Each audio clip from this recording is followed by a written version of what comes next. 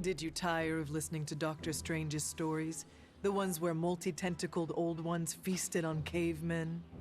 Nah, actually that sounds up my alley. I just needed some fresh air. Plus, Robbie likes to crank the volume on his video games, and I don't like loud noises. Right. Your, costume is sensitive to powerful sonics. You know, it's funny. My other has protected me from so many things over the years. Sometimes pushes away more than just bullets.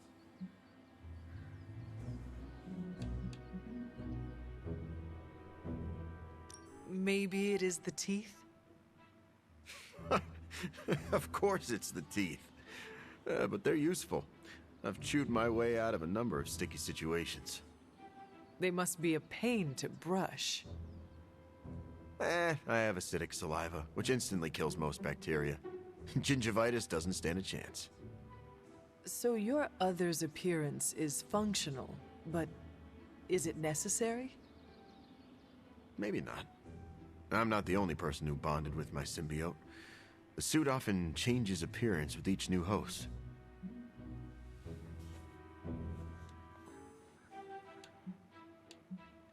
Care if I run around the Abbey wearing the symbiote for a bit?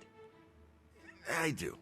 The relationship I have with my other is very intimate. Feels like a betrayal whenever it takes on a new host. Like wearing someone else's underwear? Maybe a bit.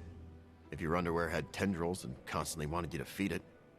You and your symbiote have an interesting relationship. It's simultaneously the strangest relationship I've ever had, as well as the most comforting. Thanks for talking about it, Hunter. I don't think everyone inside would take the time to understand how I tick.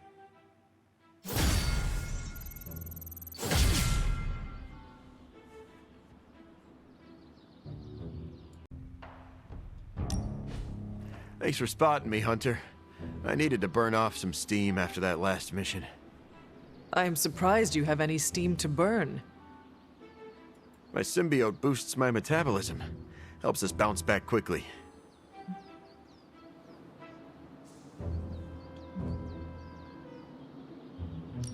So you never need a Stark drive? And why are those so popular when they taste so bad? 3 words, Hunter. Clever marketing. That was 2 words. Oh, the 3rd word was caffeine. If you rely on the symbiote, why push your physical body to its limits? I often push myself past the point of exhaustion because I have to be able to compete. Most of the heroes in this house were either born with fantastic abilities or were handed them after they were dipped in radioactive alien slime. Eddie, you are literally covered in alien goo that allows you to shatter bricks with your fist. Yeah, sure, that didn't come out right. The symbiote gives me fantastic abilities, but I can't rely on it for everything. I maintain peak conditioning in case my other gets compromised. Did your parents instill you with this powerful work ethic? Guess you could say that. My mother died in childbirth, and my father blamed me for it. Spent most of my childhood trying to measure up to that monster's unattainable standards. I'm sure that was difficult. I know what it is like to have a parent who is a literal demon. Yeah, well, doesn't make the family photo albums easier to look through. But thanks, Hunter. Now you know why I push myself so hard. I need to be strong enough to protect all the innocent people out there who aren't strong enough to protect themselves. I cannot argue with that, Eddie.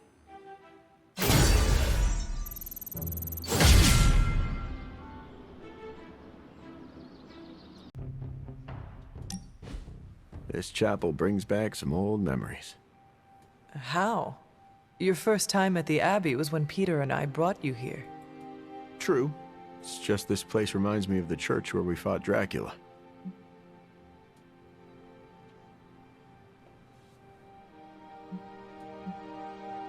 I know what you mean. I find places like this calming. I wish I felt the same. For me, they conjure up sorrow and anger. What happened exactly? Remember how I told you I used to be a reporter? Yes, like Peter. I'm nothing like Parker. That boy exploited his heroism to make cash taking blurry photos. I was a journalist. I wanted to mix it up on the streets, uncover the types of corruption that exploits the little guy, speak truth to power and all that jazz.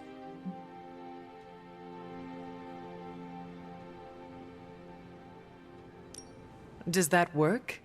Do words have that much power? Wait, are you serious? Your mother tried to unleash a world-devouring elder god by reading a book. Huh. Fair point.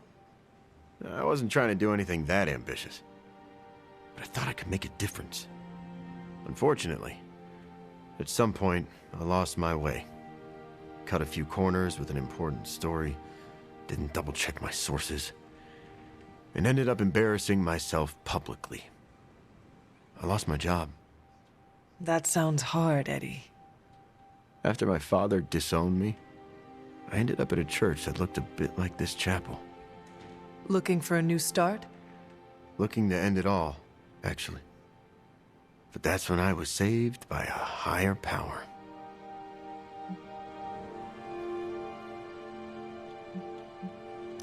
Is that when you changed your clothes? Yes. I didn't know it at the time, but Spider-Man had just rejected the suit. He'd used the church bells to drive it off. Both of us were feeling hurt and abandoned. We both needed each other. On that day, the symbiote and I united. And we vowed to become something better. A lethal protector who safeguarded innocence. On that day, we became Venom. I heard you also tried to murder Spider-Man. Trust me, he had it coming.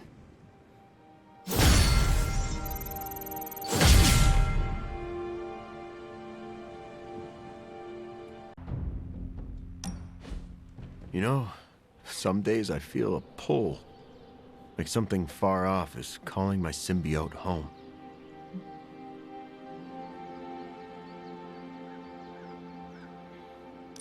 Space is enormous. How would you make a trip like that? Good question. I don't know. Most of the time I'm lucky if I can afford a bus ticket to San Francisco. Do you ever wonder about your symbiote's life before you bonded? I don't have to wonder.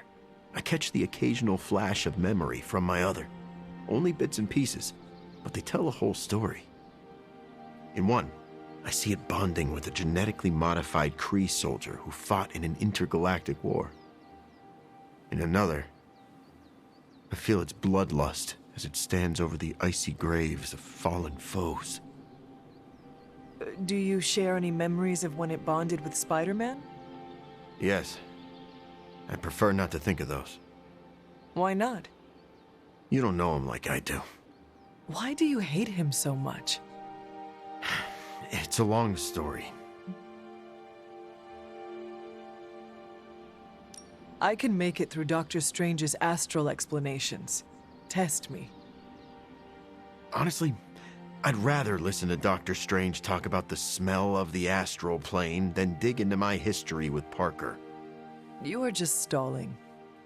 Remember how I said I lost my journalist job because of some embarrassing reporting? That was partly Spider-Man's fault. Spider-Man got you fired? No, he caught the bad guy, like he always does. He just exposed the flaws in my reporting when he did it.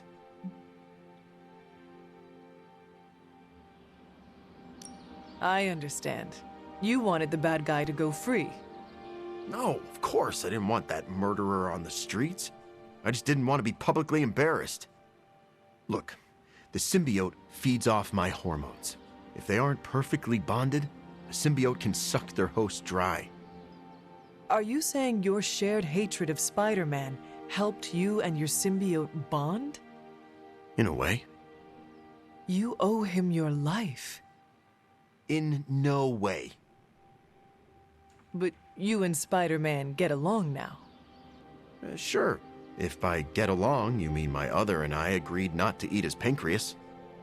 That sounds like true friendship. Ha! Sure, but it's nothing like the one you and I have. Your pancreas is safe from us.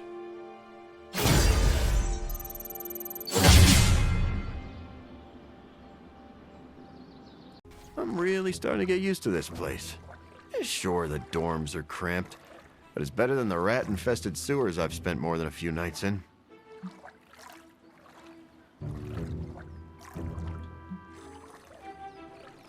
I could bring you a few rats, if it would make you feel more at home. Better not. We don't want them eating some mystical artifact and transforming into a rat kaiju.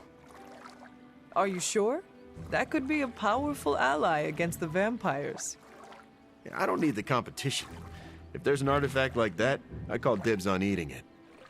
Hunter, can I ask you something? That is the only question you do not have to ask me. Okay, well, how do you do it? How do you balance the pull between light and dark?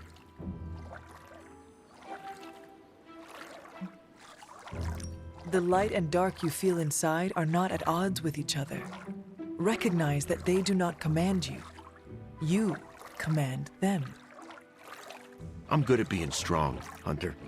I practice that every day. But the kind of strength you're talking about? Well, I haven't worked those muscles in a long time. I'm not like some of these other heroes. I'm no Captain America. Some days, I don't even think I'm a Spider-Man. I had not noticed. Those heroes often do what is right, even if that means letting their greatest foe live.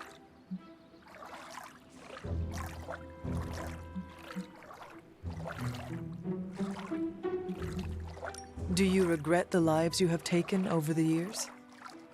I regret a lot of things, but never the lives I've saved. My point is,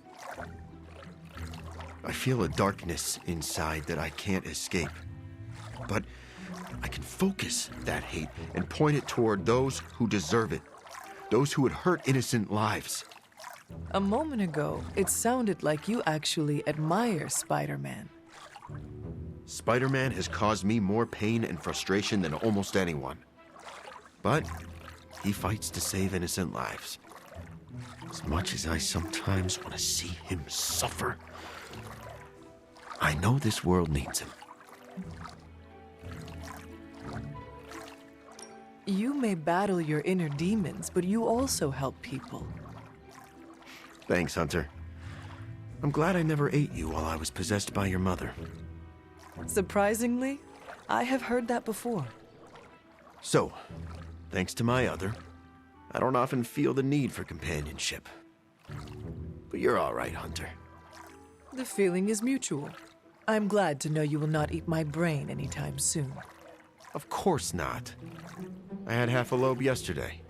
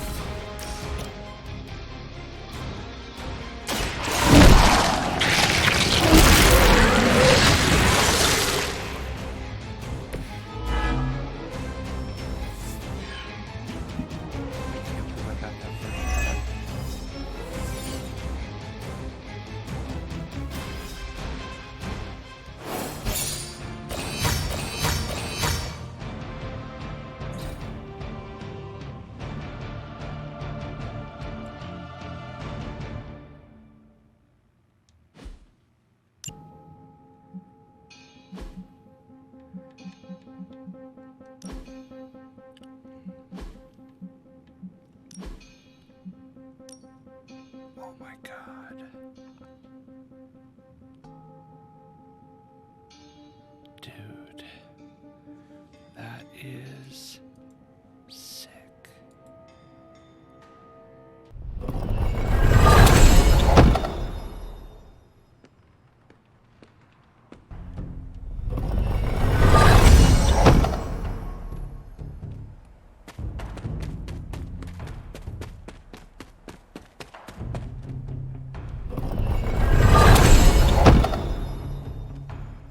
Alright, I think that...